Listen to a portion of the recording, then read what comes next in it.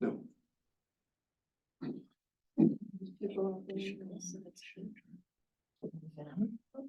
There's another person. It gives us a chance of getting more than the two out there. Maybe. Maybe she's upset.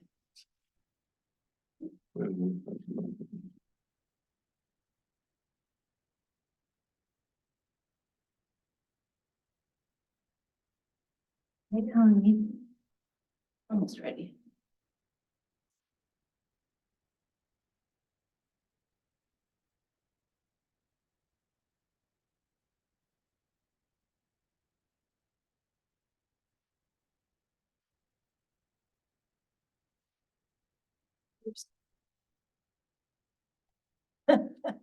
Has it been a Thursday and a half? Okay.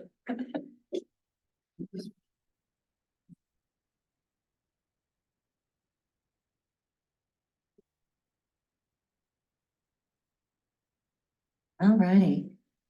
I'm going to call the meeting to order at 6:30 PM.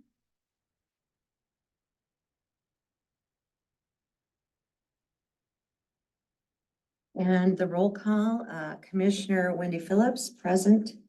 Commissioner Kathy Brandt Rucker. Here. Commissioner Colleen Fried. Here. Commissioner Jim Richards. Here. Commissioner Jim Phillips. Here. Commissioner Scott Sorensen. Here. Are Phil and Joe here? Let's see if anybody's waiting. Kyle.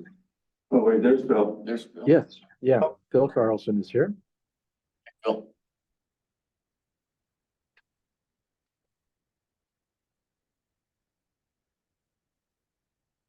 All righty, we're going to move to the approval of the agenda. I wanted to add an item under new business as item D regarding parking for schoolhouse events. I received an email that they're having issues with that, so I just want us to have a conversation about that. For what? New business, item D, schoolhouse events, parking. And then I would like to also, under unfinished business, under B, I would like to have that for discussion listed as manufactured mobile home instead of manufactured home. So we're just adding a word in the middle. Mobile, yes. Okay. Are there any other amendments to the agenda? Okay, is there a motion to approve the agenda as amended? I make a motion to approve as amended. And is there a second? Second. Okay, and it's been moved and seconded to add these two items to the agenda. The first thing we're gonna do is approve those two items and their additions. So all those in favor of adding these two additional items to the agenda, please indicate by saying aye. I. And all those opposed, say no. So the motion is passed. And then we're moving into actually the approving of the amended agenda. Is there a motion for that? I make a motion to approve the amended agenda. And I'll second. so it's been moved and seconded to approve the amended agenda. Is there any discussion? Hearing none, we'll move to the vote. All those in favor say aye. Aye. All those opposed say no. The agenda is approved as amended. Moving to item 4, approval of minutes. We've got September 14, 2023 minutes and December 14, 2023 minutes. The minutes of both meetings were previously distributed. The September 14th minutes, they were tabled on December 14th. So we have to have a motion to take those from the table. Make a motion, take them from the table. Second, is there a second? Second. Okay, so there's a motion and a second to take the September 14 tabled minutes from the table. All those in favor say aye. Aye. All those opposed say no. The motion is passed. And so now for the September 14 minutes, I know that Commissioner Phillips and myself were not present for that meeting, so I will not be voting. I'm going to abstain from the vote of correcting those minutes. Are there any corrections to the minutes for September 14th? All righty, is there a motion to approve the minutes for September 14th? I make a motion to approve the September 14th minutes. And is there a second? I second. So it's been moved and seconded to approve the minutes of September 14. Is there any discussion? Hearing none, we'll move to the vote. All those in favor of approving the September 14 minutes, please signify by saying aye. Aye. All those opposed say no. Minutes for September 14 are approved as distributed. Moving to December 14. Did I say December 14 twice? September 14 are approved. December 14 are the minutes that are up right now. Are there any corrections to the minutes for December 14? Very good. Is there a motion to approve the minutes for December 14? Make a motion to approve the December 14th minutes. I'll second that. So it's been moved and seconded to approve the minutes of December 14. Is there any discussion? All those in favor say aye. Aye. All those opposed say no. The minutes for December 14 are approved as distributed. So we have a informal presentation tonight of the Hamilton Real Estate Group for the Victor Scott Trust. And so I'd like to invite Ari up to, Jamie. and Jamie. Jamie. Yeah, Ready to absolutely. sneak in. I'll hand you guys out, kind of the newer updated plan that we have, because we changed 2 months of a few different iterations.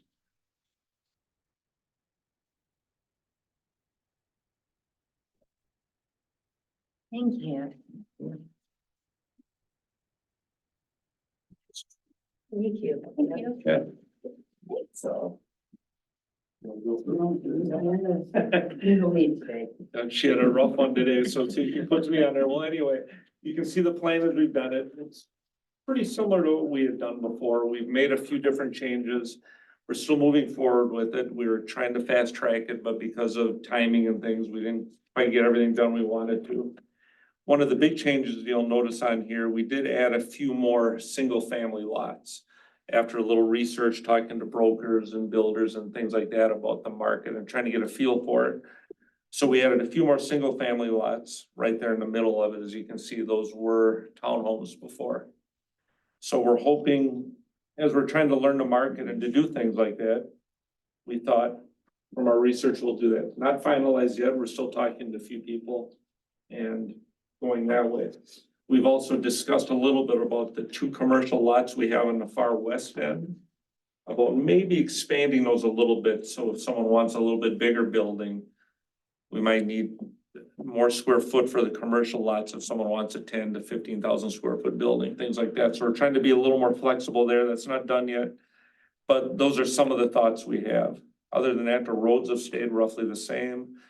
We're still debating phasing it, starting from the west because of all the infrastructure and moving everything east.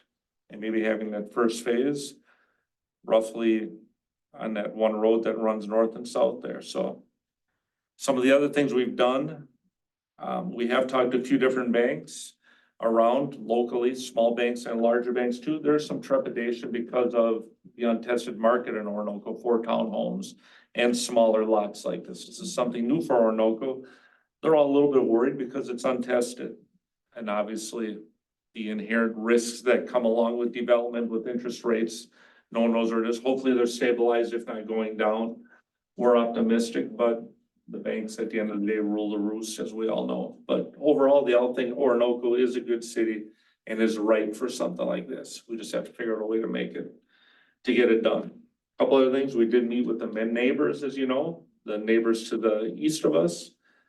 Took a lot of good advice, ideas from them and tried to incorporate some of that into it. We've had a couple meetings with city staff, the mayor and Joe and the city attorney the other day, and just went over a few things too. So overall, we have been working on it.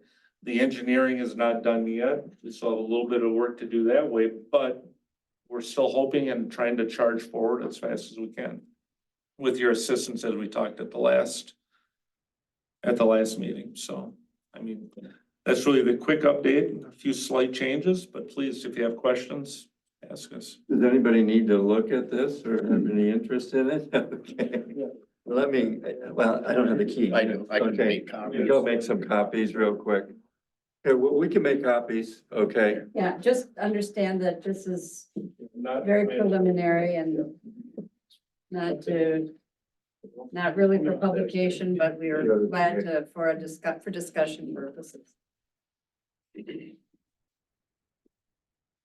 So, you know, as we talked previously, we're trying to be sensitive to the neighbors to the east and kind of transition from density to lower density to larger lots. So there's a buffer as we transition from east to west that we think we have to do it. As we all know, we need some of that density in there. You said that you had your engineers working on final plans right now. Yeah. Do you have an anticipated date when those would be ready? And I mean, I'm just asking out of my own I curiosity. don't want to say a date because I'm not sure. Not a problem. You don't, I want, Listen to do it, you don't their have to. timing and stuff too, Yeah, so they're yeah. busy. So I do not want to say, we would still like to move forward and hopefully break ground summer, fall, but there's a lot of moving pieces along with Yeah, things we like that. still do have a commitment to purchase the land Mhm. somewhere near the end of March.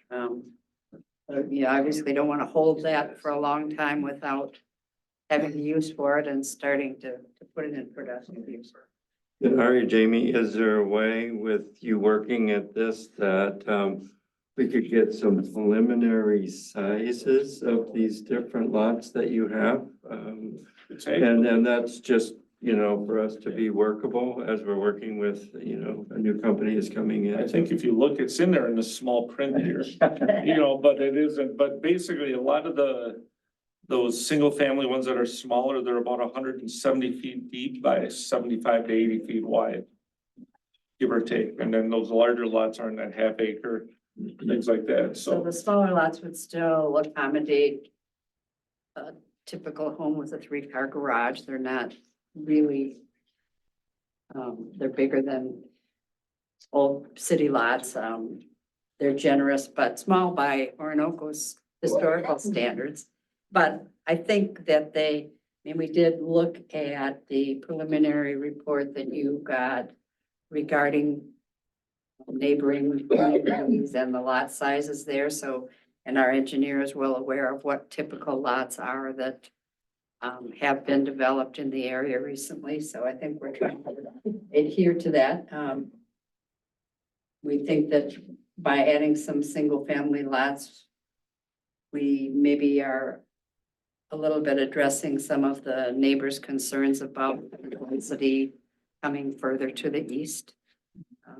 Although it really is going to require us to have some multiple units, as we've shown, to have the whole thing work. Just can't make the numbers work with all single-family homes, so. And we think there's really a need in Rochester and other places. Not everybody wants to be in a good-sized single-family home these days. Amazing to me, but there's trends to be in Yeah. smaller.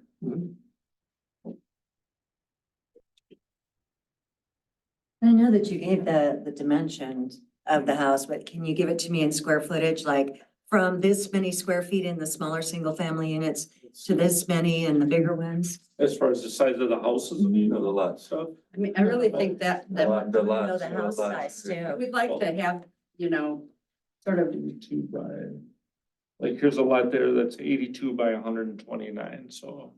Yeah, so I think on average, That's, at least 75 by 120. yeah, So I do apologize. I was not at the Yeah. meeting where you guys got to do the original presentation or just the discussion that went on. So if some of these are duplicates, please forgive me. no problem. And so I'm just looking at the roads that are there, and I see some look like they're gonna be future roads that the city will take over and we'd have to upkeep and take care of and pay for it, all the ongoing maintenance.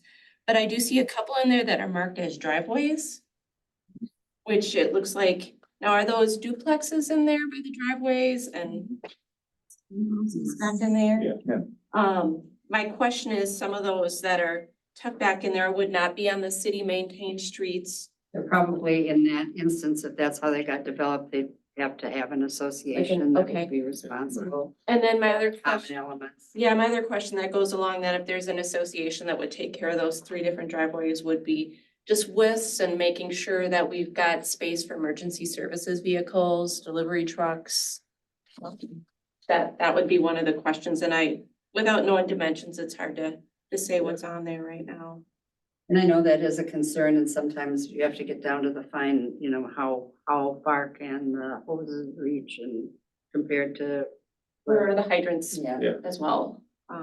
But that was one of my questions it's always one that I have that's No, there. and I'm sure that will get addressed as we go a little further. As I say, this is kind of preliminary, and the engineering team will understand all of those requirements better than we do even. But fair questions. Yeah. So the average size lot with those dimensions you gave me is about 9,375 square feet. And what were the size of houses in square footage? We're not defining that we're gonna build them or that we have styles. We're selling lots in this. I thought that you. It's more likely, in all honesty, that we would partner with a builder to build some of the multifamily units than the single family home. We end up with a neighborhood that doesn't have a cookie cutter look. Have some basic kind of covenants so that we have some control over, you know, are there outbuildings and what can you park and all of those things, but our plan is not to have them be that does the same building. So we open up for discussion. Absolutely. Does anybody in the house have a question? This is some of the lots in about 61. They're pretty close to this.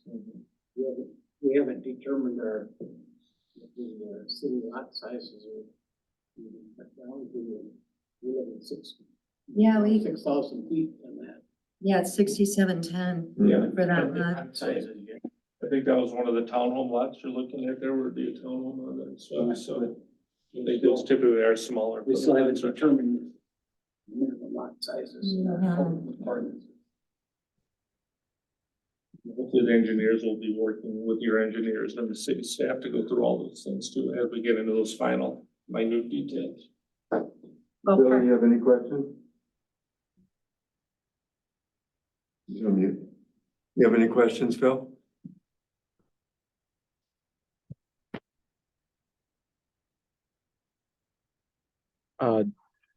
No, I think, what they're suggesting here is very much in line with what we've seen before, and they're obviously just trying to tweak the details. The lot sizes seem perfectly reasonable, to me. As you said, they're maybe 9,000 at the small end, and I heard you say 75 to 80 by 170 deep. That gets you into 12, 13, almost 14,000 square feet. And that's a very typical range of single family lots. If you recall the lot size analysis that I did a year and a half ago for you, showed neighboring communities with lot sizes in quite a range from 5,000 and 6,000 up to 14,000 and 15,000. So I think we do need to let this developer really tap the market, and they're doing more research probably than any of us could do to find out what will actually sell. And I think everybody is on board with that. We want these to be successful and fill up with new residents to Orinoco and not just sit there for 5 years. So I would say let's be patient and let them figure out what lot sizes work. I would echo the comment that I think it's very important that there be multifamily here. I don't know the scale, what makes sense there, but I assume and I believe that there is a real need for multifamily housing, which is lower cost and less maintenance, and that you would find a market for it in Orinoco. But again, I would want to hear what the developer is finding out about that in the market for it. So we met today with a Realtor developer group who has just brought forward some plans to build some similar kind of fourplex multi-family units, who were very enthusiastic about what they thought the market would be in Orinoco. And they were positive on those, very similar to you, Phil. They like that idea, and that's why we're still a little bit, how far do we go with those? We don't have too many, but there has to be a balance of them. And the market will ultimately tell us what's gonna go. By phasing it, it'll give us some flexibility. Hopefully, we can adjust a little bit on the way, is our plan. If we see one segment going faster, we may add a few more of them. That is a good thing about this site and this collection of property, that it does phase very well going from west to east. And you can walk before you run and put in some things and see how the market responds. Are there any other questions? Yeah, as far as you mentioned the house size, and we have like 4 developments that come in the last 20 years. So all those developments in the covenants specify minimum house size. And like you mentioned, we don't want to have cookie cutters, one 800 square foot house, and then next to it you have 3,000, that, or even more. And so it makes more of a nice look to the neighborhood. And that's where the covenants come into play. And we have not dug into the covenants yet, but as James said, we will have some of those, because we don't want cookie cutter either. We want to develop a nice neighborhood, and we want to keep everyone's values up too. No one wants to have a tiny home. I feel like, someone came in and put this larger home, and then a year later, someone comes in, and there's no one to stop them. Yeah, There's no that's covenant. definitely, I'm sure the Well, that's the engineers point and that, your staff will help us I'm through sure we'll that. have some ranges there, but trying to be not so that we delete a lot of opportunities for people to have homes, because part of the reason with all costs are going up so much, that if you can have a house on a lot that, is a little bit smaller, so your cost of your lot's a little less, and the house is a little few more or less square feet. Yeah, I'm trying to- for consistency. Yeah. Because this is my 3rd home, and I started with a little 800 square foot home, so I totally get that. But all the homes in that development were that size. Mhm. They weren't mixed. Yeah. And so that's when Yeah, but this one, we're looking to be a little bit different than what has been developed here before, and part of it's led by the no longer having the need to have, a 22,000 Yes. or 20,000? well, Yeah. to have on-site or a community septic, since the city is installing there. So part of our code already does include some standards for tiny house, so that is one piece that is out there and has been addressed a little bit in the past. But it's certainly something we look at to Yeah. make sure what we've got going in there. But I certainly know that we're kind of the anomaly right now in all the towns in the area where we don't have multifamily, even townhouses right now, where we do have folks that would like to retire and move to something a little less maintenance, and they're having to move out of town right now or out of the township, move into the city. So I certainly see where folks are looking for something like that. Also, adult age children want to stay around here, moving in. And I know I've also run into folks that are going through different changes in relationship statuses, which means they are looking for places to live too. So I know personally of folks that have been looking and end up moving out of town. Yeah. Just circumstances being what they are. Well, and I can certainly appreciate from a real estate point of view that if you've got larger lots with larger homes, and on the other side of the street, you've got a little bit smaller lots with a little bit smaller homes, that may present a bit of a challenge, but so frequently also when I would have to pull comps for houses. If I had a street here that had 3,000 square foot homes on 12,000 square foot lots, and here I've got 2,000 square foot homes on 8,000 square foot lots, those were not comps for this. You know, it may narrow the pool of comps that you can pull from, but you definitely cannot compare them like they were apples to apples. And so, but if we get those too close together, that can create value Yeah. challenges. And I'm not saying that's something that can't be overcome, but we definitely want to be mindful of it as we're, having the conversation. As you look at the larger lots far to the east, they're not on a street with other smaller homes. They'll be sharing backyards. So that will help a little bit. So as you go down the other street, they'll be similar, but out there in the larger homes, larger acreages, they'll be similar. So from that road, it'll look, They'll more relate Yeah, to the yeah, existing exactly. Cedar Yeah. Woodlands So- homes than. because we were trying to be a little bit sensitive to that. Any other questions? Just one other comment, maybe from the Cedar Woodland perspective. The lots on the east, the larger lots that you're talking about. One of the things I know as a subdivision that we had talked about is we'd like to actually see that as part of phase one. Just so that doesn't change, right? Because you mentioned as phases go, you might change and say, oh, I suddenly want more townhomes.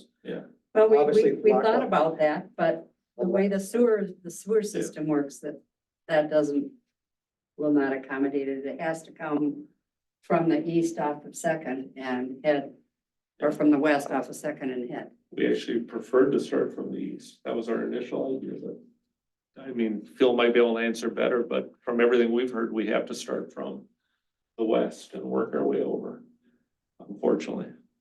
And there, you wouldn't develop all of it at once, it will be phased. We're saying phasing, but if it goes quickly, I mean, it'll just go right along. There are some advantages going all at once. It's just the money flies out that much quicker, so you gotta to try to do it. You do have This to, plan could change, is what you're saying? Not, this plan could change. We Yeah. will have to come up with a final submission that will be approved before we move forward. but we think the roads are pretty close to where they're gonna go and things like that. It's just. And the mix might change a little bit, but This is just a concept, not the final plan. yeah, Correct. exactly, yeah. We'll definitely have a lot more Well stated. conversations. For that, for sure. And it's a concept that has been, we've shared with you a couple of times as our thoughts have changed, just as we've been asked to update you on where we are.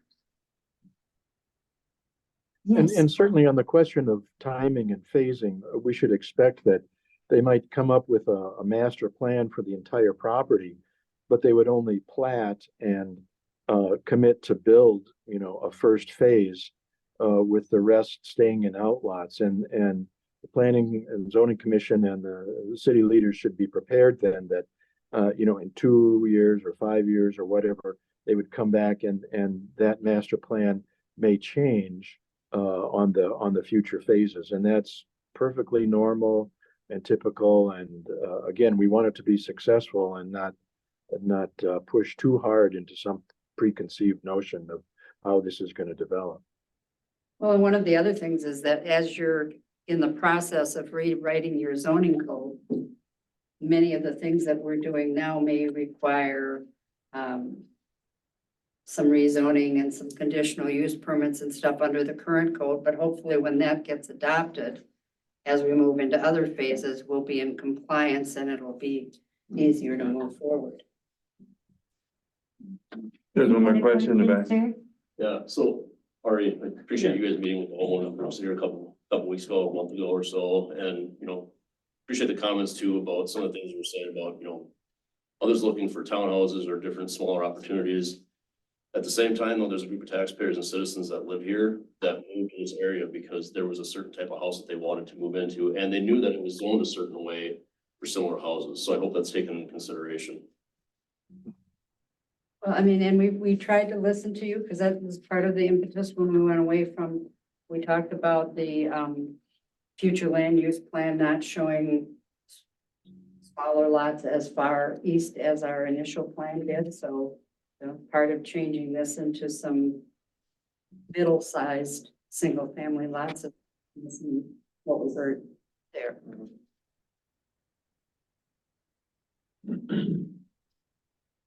Any other questions? Thank you all for your time. Yeah. Thank you so much, Jane.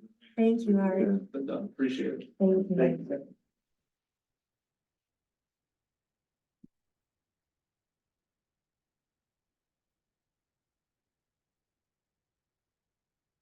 Okay, moving into new business. We had a planning and zoning commissioner that became a city councilman, and we had one too many city councilmen on our commission. And so, we have a resignation dated January 9th from Paul Pendergrass. It says Honorable Mayor Ikorst, Planning Commission members and city council members. It is with great regret that I announce my resignation from Orinoco's Planning and Zoning Committee. I have enjoyed my time on the committee and all the people I have worked with. Due to the recent appointment to the Orinoco City Council as a council member, it would cause a quorum of elected officials serving as planning commissioner. Thank you, respectfully, Paul Pendergrass. And so at this time, this was read at the January 16th city council meeting, and it was accepted at that point in time. And so now we need the commission to accept Paul Pendergrass's resignation as well. So is there a motion to accept Paul's resignation? I make a motion to accept his resignation. Is there a second? Second. So it's been moved and seconded to accept the resignation of Planning and Zoning Commissioner Paul Pendergrass. Is there any discussion? Hearing none, we'll move to the vote. All those in favor of accepting the resignation, please say aye. Aye. All those who are opposed, please say no. The resignation of P and Z Commissioner Paul Pendergrass is accepted. So now we're going to move into election of P and Z officers for 2024. And the first office that we'll look at is the office of the chair. And I just want to share at this moment that it has been a great pleasure to serve as the chair of this commission for the last year. But with my schedule being what it is, I'm not going to be able to continue in 2024. And so I will be continuing as a commissioner. However, I will not be able to be the chair going forward. So what we need at this point are nominations for the 2024 P and Z chair. The nominations are now open.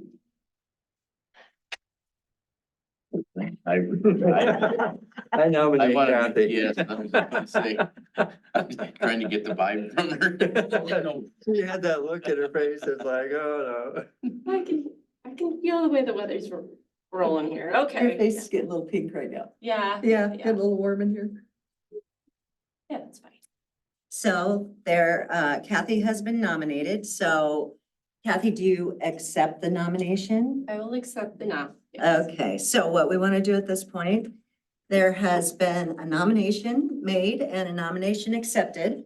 And so is there a motion to elect Kathy Brett Rucker to be the 2024 P and Z chair? I mean, Thank you. oh, you did. I'll second. Okay, it's been moved and seconded that we elect Kathy as the 2024 P and Z chair. Is there any discussion? Hearing none, I'll call for the vote. All those in favor of electing Kathy Brandt Rucker as the 2024 P and Z chair, say aye. no. Aye. Aye. All those opposed, say no. Motion is passed. Kathy, congratulations. Congratulations, yes. P and Z chair. If you like, because you didn't know this was coming, would you like me to finish this meeting as? the Why don't chair? you? That would Okay. be fantastic. You got it. I'd be happy to do that. So the next office is that of the vice chair. So the nominations for the 2024 P and Z vice chair are now open.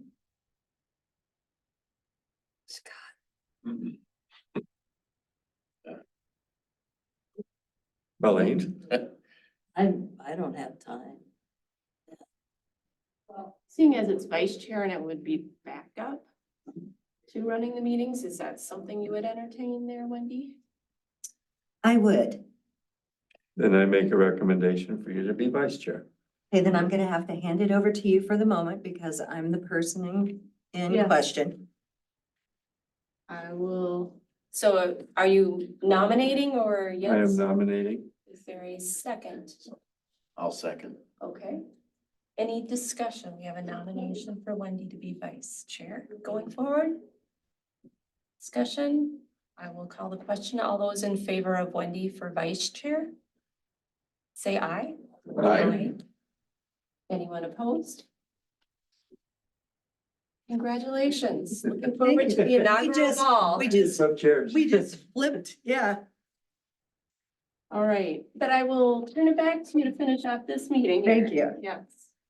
So we are on to the Office of Secretary, and I know that Colleen has a very busy schedule and she served us so well in the year 2023. She is going to be continuing on as a commissioner.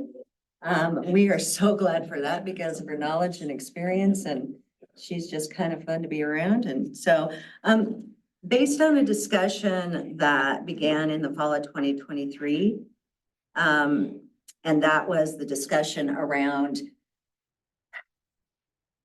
allowing Colleen the ability to participate in the conversations in the group rather than being so focused on taking the minutes, that we actually, it was back in September, October, we were floating the idea of bringing somebody in that would be here specifically for the purpose of taking minutes. And then that person would also be writing up the minutes and posting the minutes to the website.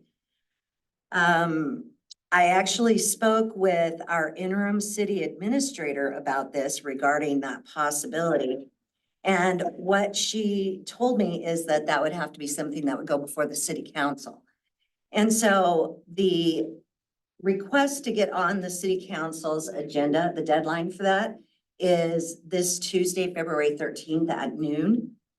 And if you like, I can go ahead and send in that request while we're transitioning from Yes. the flip. And so, depending on what the council would decide, the commission will have more info after that February 20th meeting.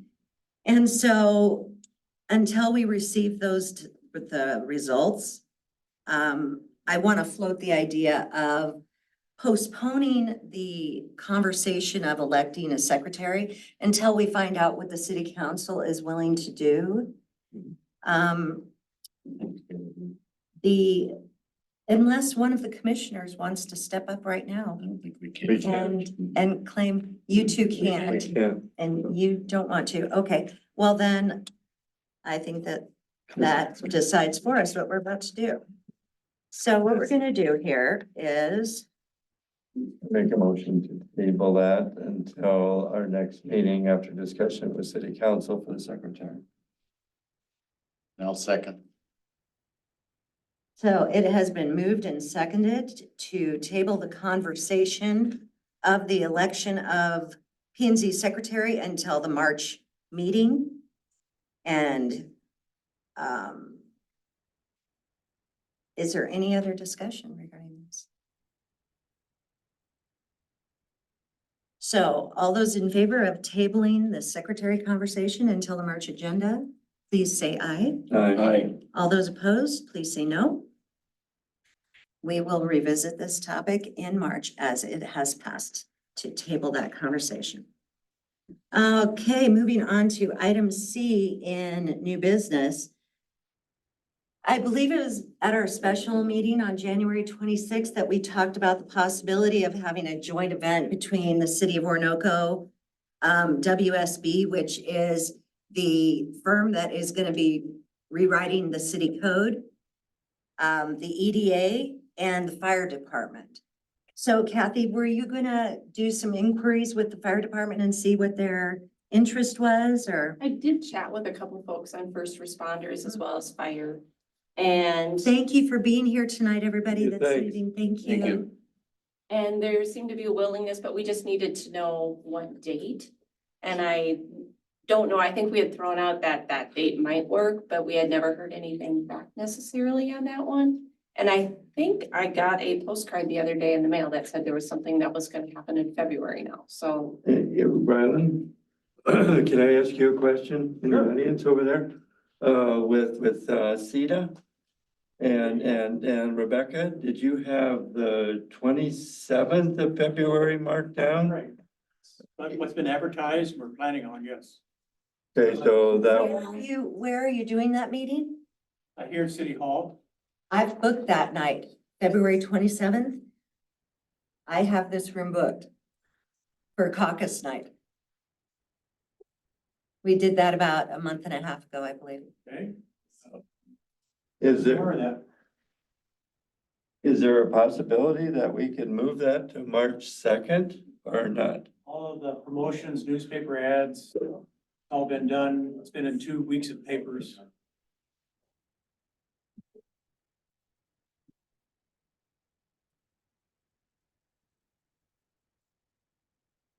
Well, we'll just have to see what. I'm not sure when you booked yours versus when we, because we had an EDA meeting scheduled for the 27th. That's our normal EDA month. We're talking about February 27th? Yes. Yeah, we booked this room probably a month and a half ago. And so if it didn't make it onto the calendar, I don't know how that happened or didn't happen. I don't, I'll talk to Renee tomorrow. Okay, would you like me to give her a call as well so that I'm in the loop? Well, it's obvious we'll have to, consider something else or have it upstairs. We can do it upstairs too. Okay. Thank you. Size of one of these rooms, but yeah. Okay, so, back to dates for the, So yeah, I really don't know then if it's gonna be on that February date, then I'm not sure. the date that Ryland's talking about, February 27th? Yep, so it'll just be something you'll have to reach out then and find out what they're planning. I don't know. Probably something, maybe we touch base after the meeting with the EDA and figure out what the plans were to see if there's what kind of other volunteer spots or what you guys have planned. Yeah, It's an open house with people coming in and doing, the continuation of the survey that went out to everybody. okay. And it's just an in-person, getting some feedback, so. So maybe it's not something that they need other participation in. Yeah, maybe you just want to pick a different date. Yep, well, we've got other community events. I know that we're working on planning, so Okay, that's fine. well, we'll just keep it on our radar Yep, and we'll Yep. just keep working forward until we figure out a time that works with those groups. So the final item of new business is a discussion regarding schoolhouse events and the parking issues that they're having. I received this email from Renee Wild. If you want to go ahead and here's a couple of them for you too. And you can go. And so this was dated January 10th. Unfortunately, our January meeting was canceled because we didn't have quorum that night. But this is regarding, it's titled Certificate of Occupancy. And then it goes on to say, Roger from Southeast Building Inspectors dropped off a certificate of occupancy for schoolhouse events. The reason I'm emailing you is I think this needs to be addressed with P and Z. Jesse, who I'm assuming is the owner of Schoolhouse Events, had an issue a few weeks ago with parking. The sheriff's department was involved. She doesn't have any on-site parking on her location. When this all started to take shape, she had a verbal agreement with the owner of the triangle piece of property across the street from her, plus the church and Mark Keene, to use their properties for parking. Since then, the owner of that triangle piece has revoked their agreement. She was told that she could have people park in the right of way on that property. I'm pretty sure we don't have authority to grant that permission. I get it's a vacant lot, but if we do that, we technically will be giving permission to anyone to park in your front yard. She's asking how she gets permission to let people park in that right of way. So then it goes on to talk about the building permit. It looks like the building permit and rezoning happened back in 2020, 2021. So before you and I, she's talking about Renee and me. I'm not understanding how she was approved without a formal parking agreement in place. Our ordinance requires a certain amount of parking per person occupancy. I don't feel like we should issue this until this is addressed. She does have the permission from the church to use their lot for parking. I don't want to cause any issues since I think this is a great business for Orinoco. However, we do need some clarification and I need to know what to do with the certificate. So she's asking our thoughts basically. And I know that you and I talked about this a little bit this afternoon. Kathy, would you like to go ahead and launch into that? We actually have Yeah. the former chair during 2020, 2021. If there's anything that you remember about any of this. No? So- Okay. Yes, I know about it. Oh, I'm sorry, Ryland. I saw you get up and leave the room and then I didn't realize you were back. So please. Yeah, there's, she fairly described everything what's going on and the concern they have. And there's been parking parallel with the road for people going to the schoolhouse events. So they were partly road, partly grass, which we all have that with our properties. The next time there was some diagonal parking off of a little bit deeper into the right of way. And that caused a confrontation from the homeowner's son, brother, whatever, that it was, they were violating the space of using it. So she's looking for, the owner of the schoolhouse events is looking for some guidance on how people can use the street to park on. And at the same time, she does offer parking up at the Presbyterian Church. And she has a van that she shuttles people back and forth. But for the smaller events, I think she's looking for opportunities to park somewhat on the street, maybe on the yard, half on the car, half on the street. It's a narrow street. So she's just looking for some clarification of what she can tell her people that are coming to events there where they can park. Yeah. And she's like right on that curve, right? Yes, the street curves. Because she has a drain field to the west of the building, there's really she can't park there either in the grass. So there's limited parking that's on her property, but she's asking to see if there's some opportunity to park on that street and still be agreeable with the property owner too. Is that drain field gonna be decommissioned? Is that, Is the drain field gonna be decommissioned? I'm assuming will be, yes. Yeah. Okay, so that's gonna be coming up soon. Yeah, that's a long term. I don't know what that time frame is. He's put that in, I believe.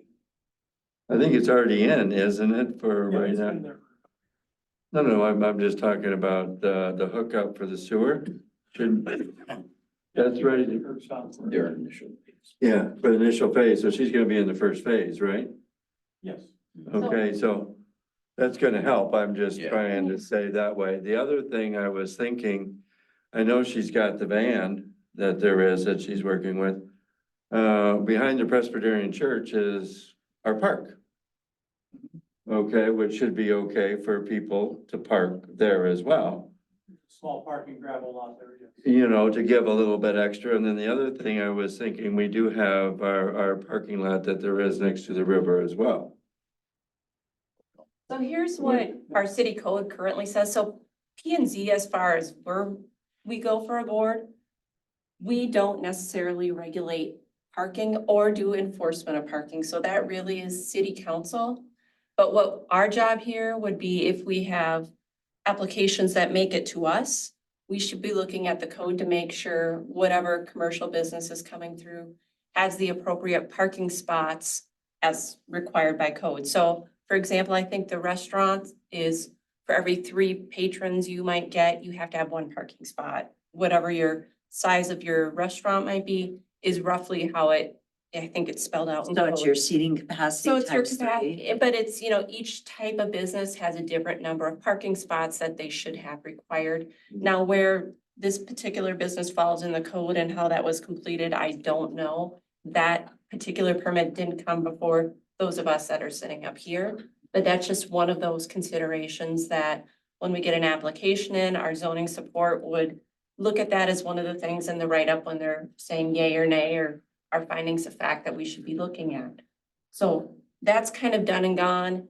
What we're at now would be what was done back then, but also just the enforcement piece. But there is an ordinance actually that the council could look at that looks at parking on public right of way. So if you want to write this one down and probably put it on the council agenda, Okay. 94.04.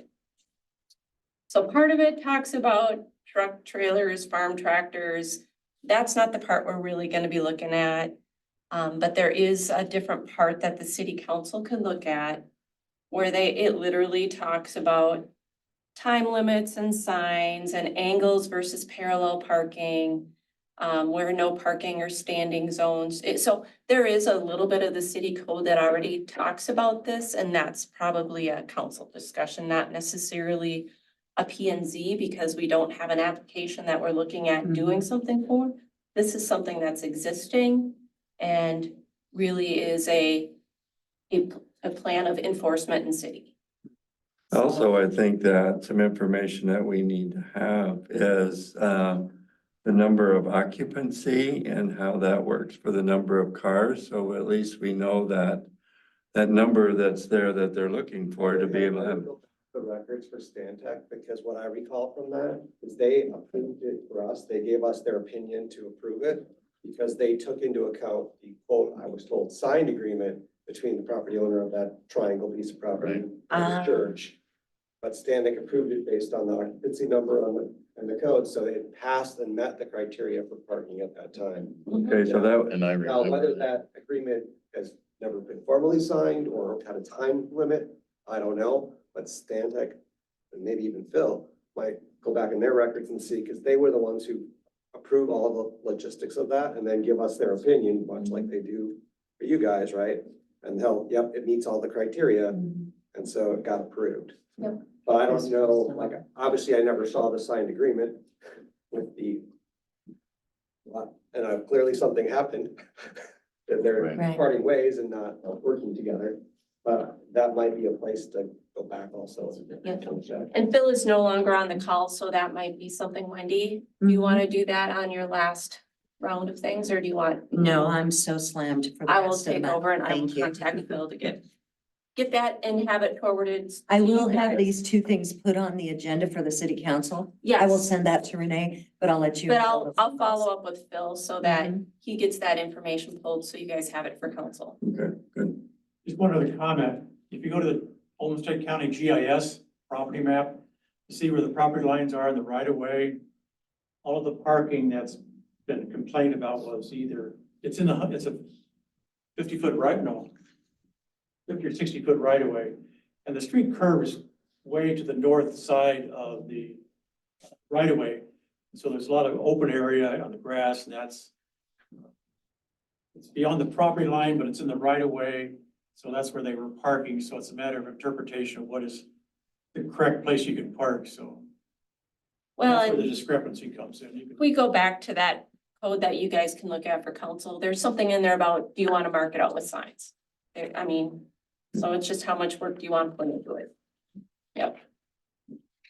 But I will put as my to-do a takeaway to contact Bill and get a copy of the P and Z permit and the docs, so you guys have that for council. Thank you, Nadia. Rhonda, for that information. I also believe on the east side of that property, there's an old road that used to be the crossing for the river. That is actually I believe it's a utility easement.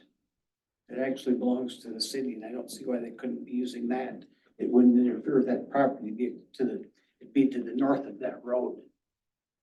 I think you want to be cautious too about just saying it's fine to park on all the city property everywhere all the time. So it's really just taking a big picture look at it. I mean, that's good information off that, Paul. Just to know that exists. Yeah, absolutely, just to have ideas Mhm. about what we've got going on. But is there any further conversation that we can have about this situation with ROW parking? Let you know that I am now adding, just to make sure we are looking at it, we do have it addressed in the code already. Good. For new businesses, commercial, just different types of businesses, what types of parking, but I've just added it to my growing list of topics to cover with our consultant. Very good, thank you. So we are gonna move on to unfinished business. Item A under unfinished business is regarding the WSB contract. WSB is the firm that we have contracted with to rewrite our city code for our planned city growth. And I am pleased to say that contract has been fully executed. And we are gonna have an informal meeting, our first one with WSB. Thank you all for being here tonight. Thanks, guys. Thank you. We have set that for February 13th at 2 p.m. I asked Lori who I should be inviting, and she said that she just wanted to meet the first time with a couple of people from planning and zoning.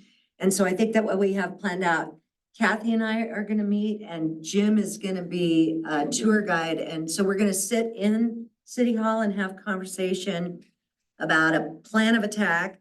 And then we're gonna go out, and she wants to take a look at the city with somebody that knows it better than she and her partners did, as they've driven through it a couple of times. So that's just a point of information. Unfinished business we're gonna have a discussion regarding the manufactured mobile home that is right here in town. And that was something that you asked me to put on the agenda. So if you would like to go ahead and launch into that conversation, I'm gonna hand these out to you. This is this out of our city code book currently? Okay.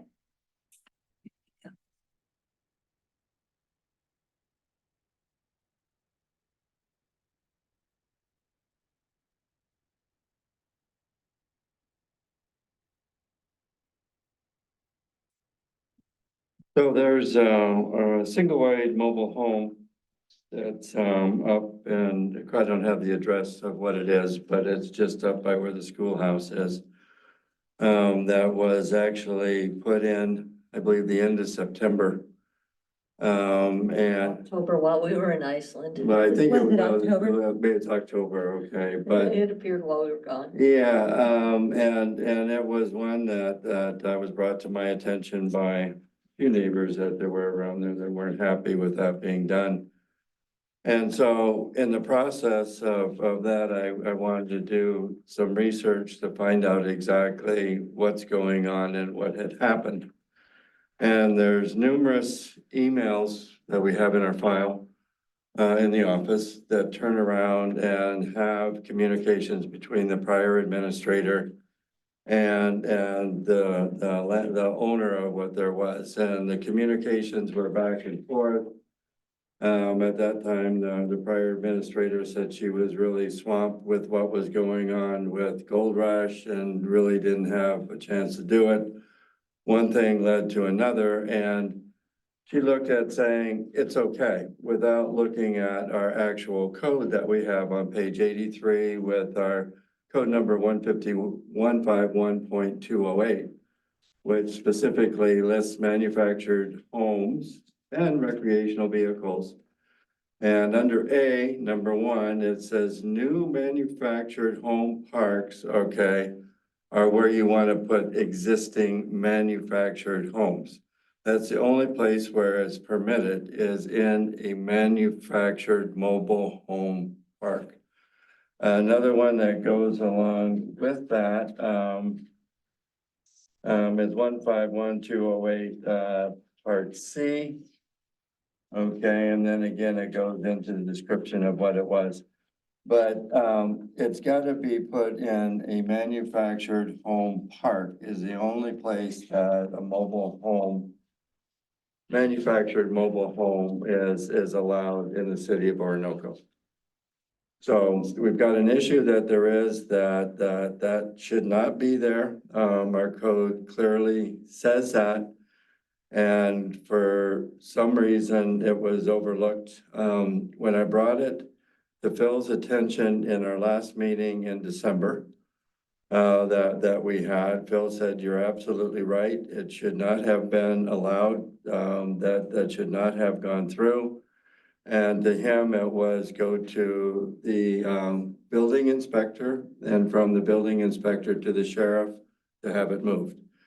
I don't think that that's necessarily the right way to proceed. I think that we need to get Mike involved, our lawyer, and draw up some documents, but the one existing one is my concern on that should not be there, and it's affecting the housing values of those people that are there in that block, as well as what we have setting a precedence, okay, that is gonna be an issue down the road in the future to stop that right now and make sure nothing happens again, and then to move our way for how we're gonna get this resolved. So that's why I wanted to bring it to your attention. I've got some documents. Did you bring the other documents that there were from Tom? Yeah. So Tom, who is the CMS building inspector, also caught this before that was put in place. He drew his concerns that there were that should not have been right. And has the emails to correspond with that proves that he had questions about it, and he tried to research it that there was through the state. So it's a situation, and again, that Tom is aware of with CMS. And he knows, again, he was given, the permission from our prior administrator, and that's where the problem started, where that should not have been done from the very start. I have a question. I mean, it's not the most attractive house on our block, I will say that. But on the other hand, I'm having a hard time seeing where our code actually says it has to be in a mobile home park. What I see is that the manufactured home parks can't be built on a floodplain. Again, you have to look at that first part. When you look at and it goes more into the manufactured home parks is where you get into the floodplain. So they're looking at saying that they're not gonna get washed away if a flood comes. I get that, but if you're looking at placement of is prohibited in a floodway, and basically it's talking about new or replacement manufactured homes in a manufactured home park, but it doesn't say it must be. I mean, I think that's maybe a oversight in our code, but it just says, to me, it's saying if that manufactured home is in a manufactured home park, then this is true. It doesn't say it must be in a manufactured home park. Well, you can read that two different ways, and Phil, when he turned around and looked at it, he read it the same way, that it should have only been allowed to be in a manufactured home park. Now, there's a difference between a manufactured home and a manufactured mobile home. Yeah. Okay, and so I'm not going into that, because I believe that manufactured homes, when you have it on a foundation that's done, I agree, and we do have those homes that there are in Orinoco. Okay, and are done the correct way of what's going on. You can see some that are over there, but I'm against not unless you want to have one in your backyard, okay, and you've got one, so I mean. Got one in my front yard, but I I think just- where it's violating is how it's anchored in. That was what I It's was not thinking. Violated Because if we look per at, se with, if we look at number one right here on the page, it says new and replacement manufactured homes must be elevated in compliance with 151.204 and must be securely anchored to an adequately anchored foundation system that resists flotation, collapse, and lateral movement. So my question at this point, just in having it in your neighborhood, can you tell what the the anchor system is that they've Well, before used. we left for, vacation, what they had is these big cement Pylon. Yeah, well, pylons, which you know, is what it's kind you- of like, what is going on here? Cause that can't be a house, cause it's not big enough. It's like, it's a single wide. Yeah, Right. that, you know, and But- again, it's I something. don't think that meets, as someone who inspects the And, manufactured home park, and Phil, That doesn't Yeah, meet the it- anchored just so you system. know, Phil went along and Phil agrees with this, that it should not be there and it should be in a mobile manufactured mobile home park. okay. Okay, and I'm taking, I'm just you know, trying to from what Stantec had to say as well, and he said that should never have been approved to be able to be put in there, okay, and that's where the permit came from the prior administrator, and, you know, it should not have been issued, and it should have come to planning and zoning for us to take a look at it before anything moved to that point. I think it should have come to planning and zoning just because it's not hooked into Absolutely, either septic or sewer Mm-hmm. at this point. absolutely, and Right, I so don't that know was. how So there's it was other allowed. things that come into it than the fact that it's, yeah. Yeah, it has a holding tank, correct? I don't I think that's see, I what mean, we were that, that told. lot isn't big enough to have a septic. And I think even the house next door had a non-compliant septic for a while, cause, I forget who lived in that when we first moved here, Jack Morris and the Morris, and so that was the Morris house. It didn't have a compliant septic tank back then when my parents. But the issue here is this is something new that was put in there. Right, and And so it's- there's no way they have a septic Right. tank in there. There was none of that done. And it's clearly not tied into sewer yet, cause the sewer isn't functional yet.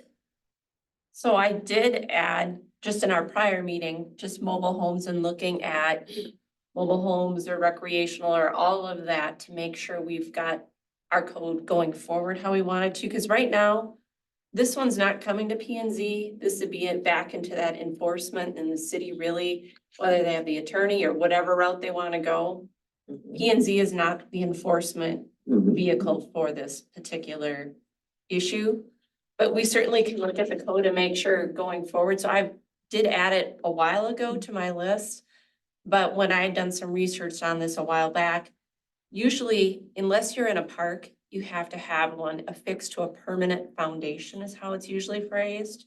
And this part where it's gotta be tied in, if you're in a flood district would be in addition to that. Now, I don't know how our code is written for this city.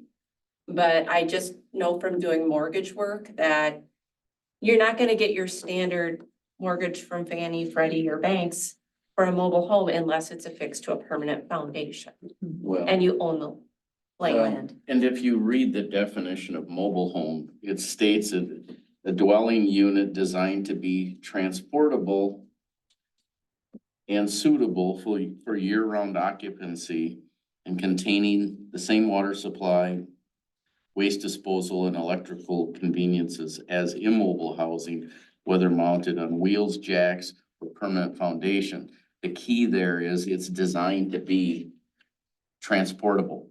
That And it house can came be in on moved wheels. on wheels. It did not come in So- by a crane, it Right. came in on wheels. So at this point, I would think it's much more back to another one to refer to council that they need to figure out Exactly. which way do you wanna go with it? Do you wanna go the way Phil had said, or do you wanna go and talk to the attorney? You know, Yeah, at no, this point, this body's job is to make sure our code is set up and I with agree. the advice of our consultant going forward to make sure this doesn't happen. And I agree with that there's twofold purposes. It still as on our prior agenda that we had was in there, okay? Cause it was brought up right away when it came to me. So to make record of what's really going on, that we have that record.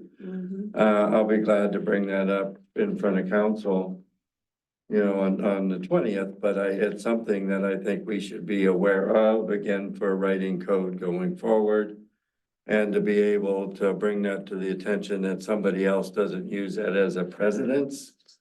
To be able to turn around and do those same type of things all over town, especially with the lots changing. And the size of the lots. I'm Yeah. also hoping, once we get through with our code revision, that the process to get a permit and apply for different things is a lot cleaner process. So it's less ambiguous, there's less gray, it's gonna be black and white and easier for city staff to say, this is, yes, I can do the sidewalk one, but no, this bigger one, I need to send off.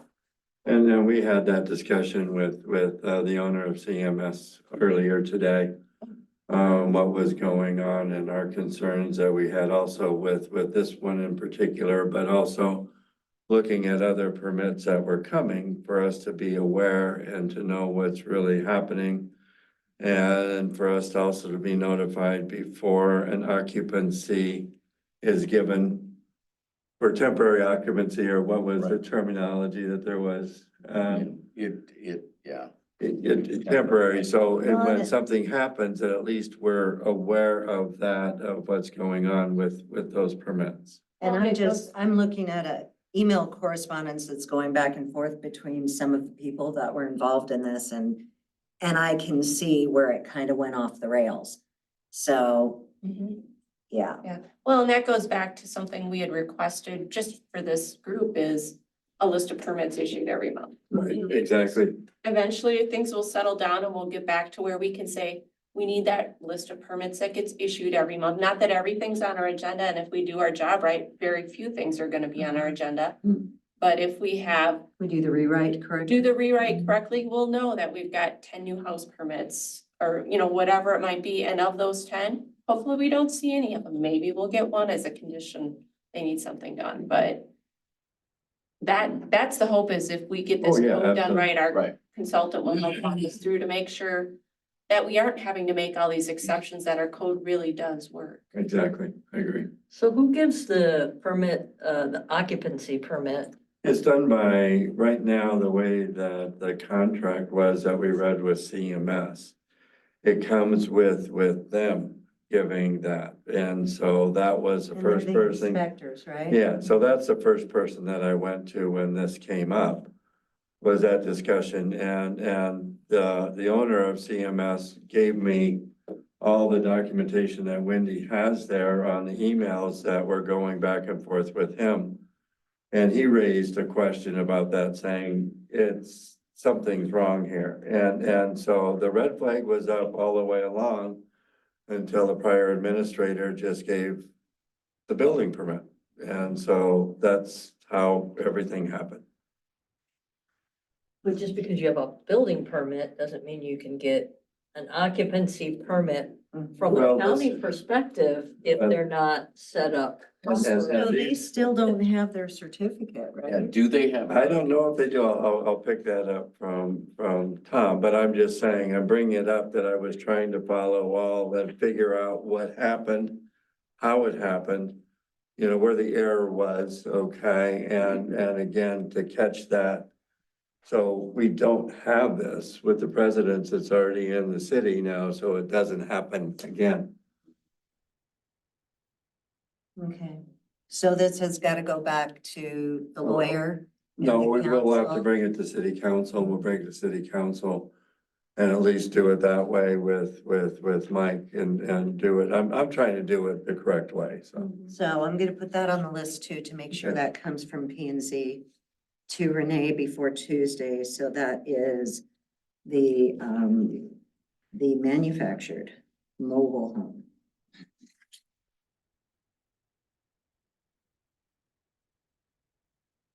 And just so you know, the drawings that were given identifies it as a manufactured mobile home. Yeah, That's what it says on the plans. Yeah. I talked to Ron Phelps and he said he'd been told that it's temporary. There is no temporary permit that was given, okay? There is no variance. If it's temporary, it'd have to come for I- variance and nothing I was haven't done that talked to way. the you know, I just talked to the person right across the street and he said he understood it was supposed to be That's- yeah, but- temporary. while- Where did you get that Where, information, you know? yeah, where did you get Did that? he get that from the person that put it on the Yeah. lot? Saying they were living in there And- while they built their. And there is nothing, just so you know, there is nothing on the permit that they put out that says that, absolutely nothing. That says it's like a 1 year. Yeah, exactly, and you transit can't into do that without coming to us to be able to get that, okay? And it never did come to P and Z. Is there even enough room on that lot to put a house besides having that, Again, it depends upon Would what have the to be lot pretty sizes deep are gonna lot, be, yeah. yeah. well, going to be? Cause it's kind of, it runs flush with the street, right? Or does Well, it it's run small, but it's perpendicular? long, I don't know how far back it goes, I'll have to look. Well, it and- says that I it's a think because- 16 by 70, is that? Well, what that's the mobile home. It's a Had deep something lot. like that come here, there's things that could have been done where we could have had requirements that would have said, you have to not just skirt it, you're gonna have to face it, you'll have to make it Exactly. Put it on a base. screening with trees, shrubs, whatever. All There's that certain stuff, requirements. absolutely. And if it was truly temporary, then that would be one of the, Yeah. the conditions. So again, it should never have been approved, it should have come here if that's what they were trying to do, and Could have we come would, through here and done it. absolutely, and it would have been done before being stopped there. So, Okay. All righty, so we're moving on Yep. to city council. Very good. All right, that was it for unfinished business. Under other business, Colleen was so kind to send to all of us, or at least to me, and I think I sent it, it went out with the packet today. It's the Minnesota statutes, about nonconformities. And we were talking about Irv's property and his barn being burnt down, and we're trying to figure out if there's something that we can do to assist this man in recouping, you know, some of what he's lost. Because to rebuild that barn on that lot is not permitted for it's now a historic district, I believe. I mean, that it's, correct? there was so many things that fit into it that you couldn't put a garage on a lot that doesn't have a house. Or business. Or a business, that was it, and, you know, he kind of fits into that gray area of what there is, trying to figure out how to work to make him whole, okay, is what I'm Well, looking. and you sent this to me. Do you want a copy of it? You got it with you or? No, I don't have it with me, but I'm fine. Well, the thing, because I read through it and the thing that caught my eye, that you must have been thinking, about subdivision 4, nonconformities, certain classes of property. If I go down just a few lines, let me see here. Okay, down on the 1, 2, 3, 4, 5, 6th line. I was looking at the 6th to start there. If the nonconformity or occupancy is discontinued for a period of more than 1 year, or any non-conforming building or structure is destroyed by fire or other peril to the extent of greater than 50% of its estimated market value, as indicated in the records of the county assessor at the time of the damage, and no building permit has been applied for within 180 days of when the property is damaged, any subsequent use or occupancy of the land or premises must be a conforming use. So if it was it the next part, Colleen? If No, the, it's that. I mean, it says, and no, if it was damaged Mhm. over 50% and they didn't apply within basically 6 months to rebuild, Mhm. then you go to the current zoning. I mean, that's how I read that. So how long ago was it that burned down? Was it? It was October? And I think he came right away looking for what he could be done, so I mean, he. We're 4 months into our 6-month timeline right now. So, and I told Irv that we were gonna be talking about this tonight. I did speak to Herb today and told him since he couldn't be here, I'd like to speak in his behalf. Would you please? Yes, I would.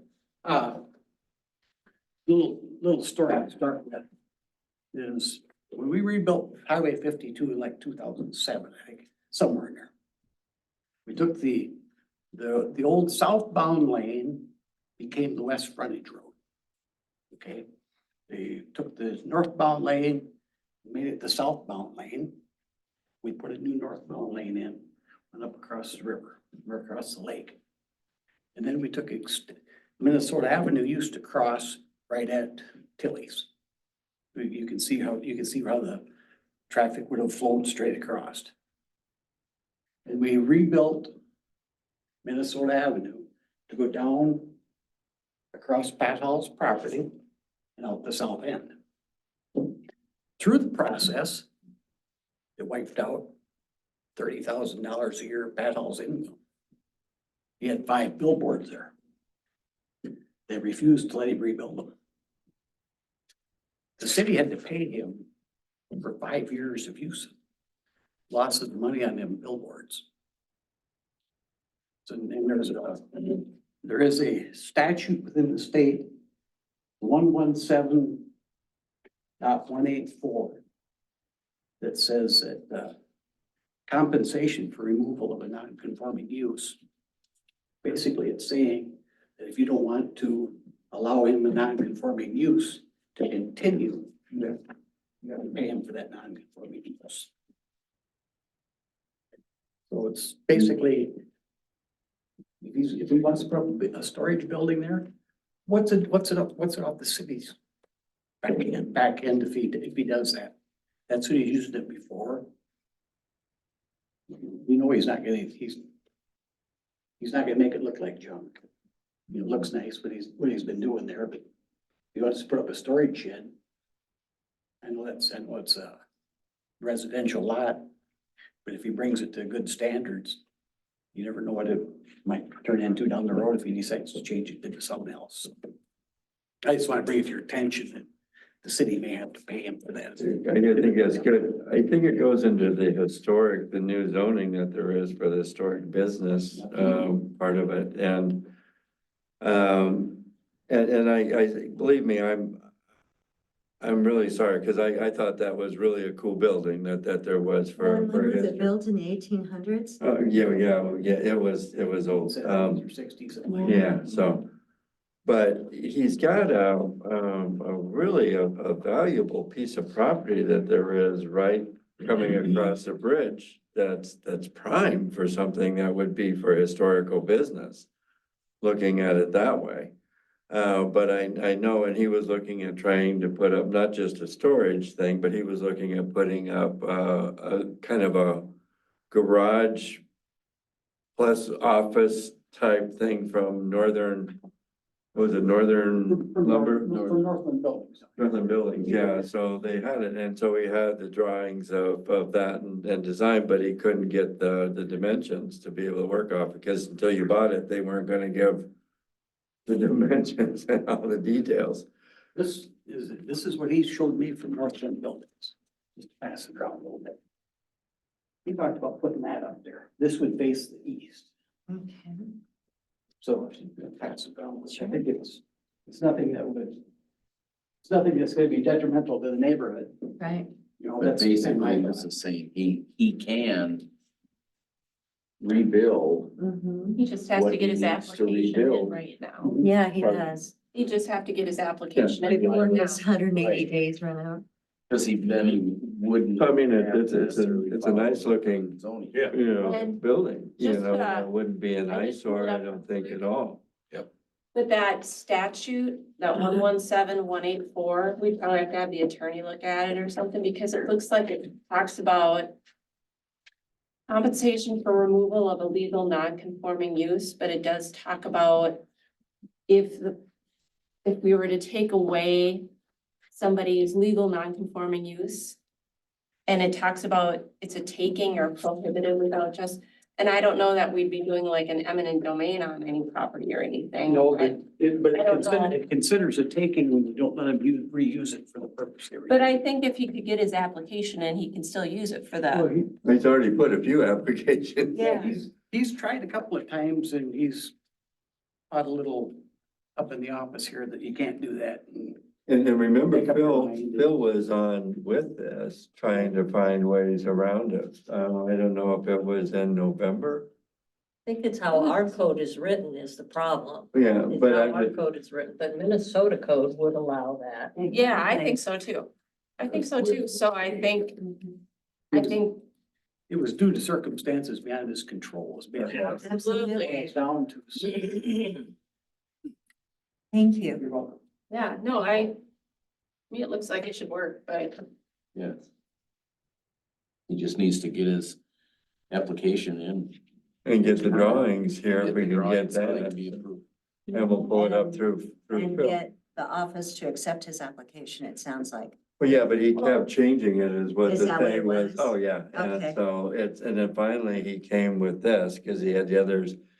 And it was like he needed to have more details or just, the drawings of the facility. So you've got, everything marked out so you know what's going on and that he fits it right. So is he aware then that the clock is ticking on that? I don't know if he knows about the 6-month thing, but. Guessing you want to make him aware of But he's that. already put in a few, I would think that. requests for stuff already, but just Okay. has not been approved. Okay, Is that right, Rylan? Then as long He's as- put in a few requests to try to do something up there. Because I'm- And then we just never came up with the right, Solution? what he was really trying to do. He kept changing his mind, yeah. Yeah, he's gonna decide what he wanted to do. But I would almost say that he's made his attempt, so. Yeah, I mean, it should fit under that time frame because he's already done it, I would But say. if he has settled on wanting that building, That's what he showed me. I'm not sure when he get it, he's probably about. Well, this is dated 12/27. so yeah, if you want to let him know that according to. 1/24, he dated this sheet that he gave me, so. Oh, End of last month. okay. I'll send him I'll get a hold of him. That would be great, Paul. I will talk to him. Thank you. Make sure he gets in an application. Yes. And Colleen, thank you for doing the research on that. We Yes, do thank you appreciate so that. That much. was really good. Thank That you. was great. Well, it didn't make sense that you couldn't no. rebuild Could the. rebuild on your own property when your Something- barn was burned down by an arsonist? Right, Yeah, right. that doesn't seem right. Yeah, it doesn't seem right. Yeah. Okay, so that it? That's it. I make a motion, we adjourn. Is there a second? Second. It's been moved and seconded to adjourn. All those in favor say aye. Aye. All those opposed say no. Meeting is adjourned at 7:55 PM. Good stuff.